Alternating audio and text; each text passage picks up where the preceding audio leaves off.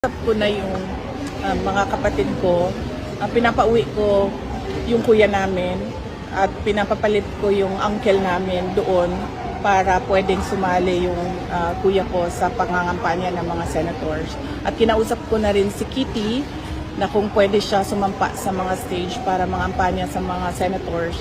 At umuo naman siya. Sinabihan niya lang ako na ayusin lang daw yung schedule para alam niya kung saan siya papunta. Ma'am, bakit naging ganito po yung decision? Bakit parang all-in na yung Duterte family? Kasi di ba si Kitty po usually dati hindi sumasama? Oo.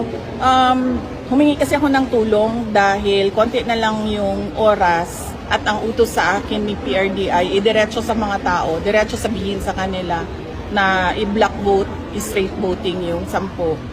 So humingi ako ng tulong. Sir, charge yan sa iyo. Alam na alam niyo. Oo, no?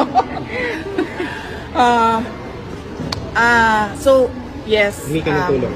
Humingi ako ng tulong sa mga kapatid ko dahil para maraming areas ang makover in a short span of time. So, umuo naman si Kitty. Basta sinabi lang niya na ayusin yung schedule at ipaalam sa kanya. Ma'am, anong pointers niyo po for Kitty? Kasi first time niyang sasampa sa stage with the speech na national. Pero lagi naman siya sumasama ng 2016. Pero high bata lang, pa siya noon. mag-wave lang siya. Siya lang ganun. yung dati nagsasabi na daddy tapos na salty. Oh.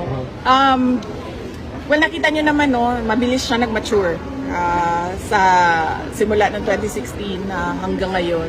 She's already 21 years old. At Duterte siya eh. So, naiintindihan niya at nasa dugo niya yung pagiging politiko. At naiintindihan niya ang bakit nangangampanya ang tao. Napag-usapan lang namin na ayusin yung messaging para maintindihan ng mga tao kung ano ba yung gusto namin sabihin sa ating mga kababayan. So, yun lang naman. Para pareho kami ng mga sinasabi sa lahat ng stage.